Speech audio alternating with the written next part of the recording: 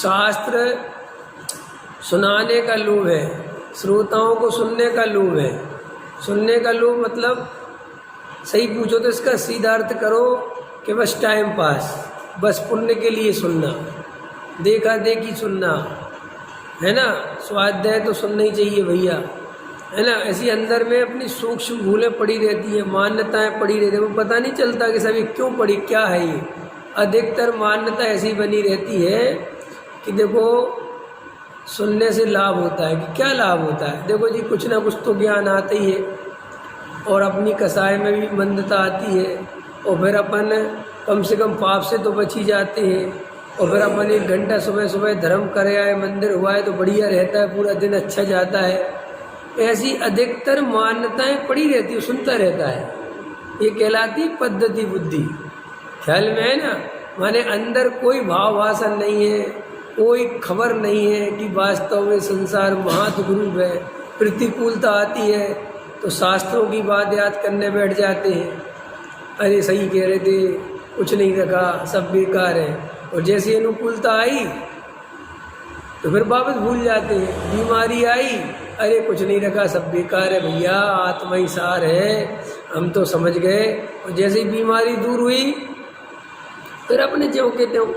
अभी कितनी भयानक बीमारियां आके चली गई और फिर आने का संदेशा है, लेकिन जैसे ही बीच में गैप मिलता है लोग वापस मग्न हो जाते हैं कि नहीं होते।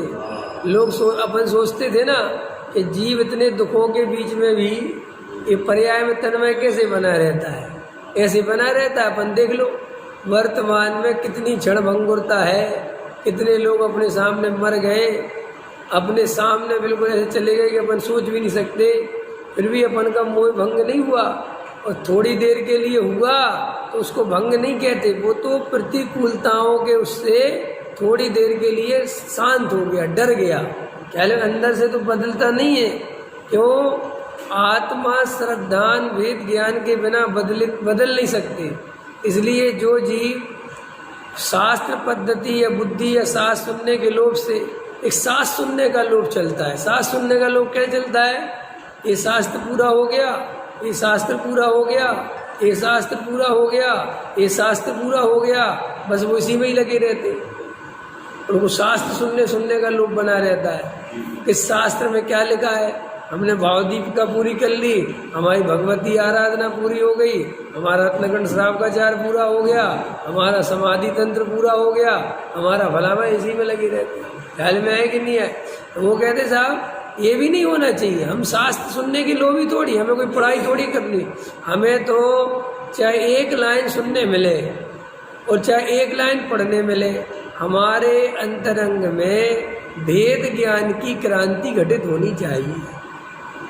हमारे अंतरंग में पर्याय दृष्टि छूटनी चाहिए, हमारे अंतरंग में शुद्धात्मा की दृष्टि आनी चाहिए। हमारा शास्त्र पढ़ना प्रयोजन नहीं है, हमारा पूजा करना प्रयोजन नहीं है, इनके माध्यम से शुद्धात्मा का दर्शन करना, शुद्धात्मा को पढ़ना, ये हमारा प्रयोजन है। इसलिए जो जीव इन प्रयोजन को नहीं पहचानते, वो टोनामल जी साहब कह रहे हैं वे तो समय निकाल रहे हैं अपना, और होता जाता कुछ नहीं है, इसलिए होता भी नहीं है। और देखो क्या कहा इसमें, सुनने के लोभ से श्रद्धान आदि गुण रहित पापी पुरुष कह रहे वो। टोनामल जी सीधा पापी कह दिया, वो पापी है भाई। नहीं साहब वो तो बहुत अच्छे हैं और बढ़िया सो, क्या नहीं, अगर उसको श्रद्धान नहीं है और शास्त्र सुनाने का और सुनने का लोभ है तो वे पापी जानना। क्यों?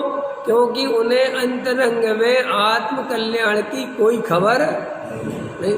और अपन दूसरों की तरफ नहीं देखना है, ये तो अपन में ऐसा दोष हो तो ऐसा दोष अपना दूर करना, वरना अपन की एक और बुरी आदत पड़ी हुई है, बहुत बुरी।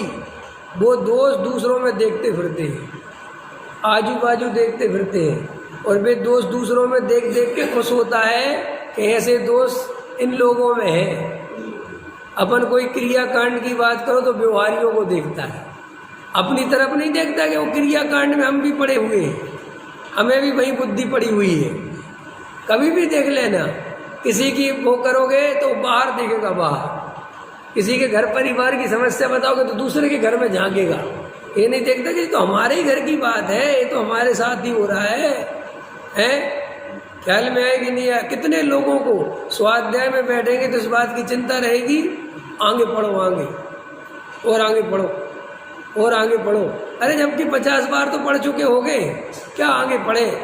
जब अपनी भूल नहीं सुधर रही तो भैया यहीं इस पे चर्चा करो, हमें पता नहीं क्या।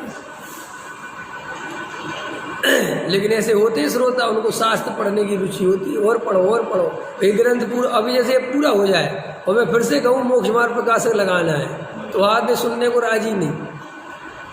ख्याल में है कि नहीं आया है? क्यों? अरे वो तो पढ़ लिया साहब, वो तो पढ़ लिया। क्या क्या पढ़ने के लिए थोड़ी पढ़ना है? और देखो, उनके मुख से शास्त्र सुनना उचित नहीं है। इसलिए जिन जीवों को तत्व की सच्ची श्रद्धा नहीं हो, आत्म कल्याण की सच्ची भावना नहीं हो, उन जीवों के मुख से शास्त्र नहीं सुनना चाहिए। अब ये तो तुम्हें देखना है, तुम्हें डिसाइड करना है कि कौन से लोग कहते नहीं सबसे सुनो जी, सबरे जिनवाणी सुना रहे। अगर ऐसा होता तो टोनामल जी कहते ना सबसे सुनो। राजेश जी समझ में आया कि नहीं आया? वो कह रहे हैं हाँ मुश्किल है ना, लेकिन डिसाइड करना इतना मुश्किल नहीं है। अगर तुम शांति से बैठ के अपना तत्व विचार करोगे, वेद ज्ञान करोगे, तो आपको अपने आप दिखने लगेगा कि किससे सुनना है और किससे नहीं सुनना है।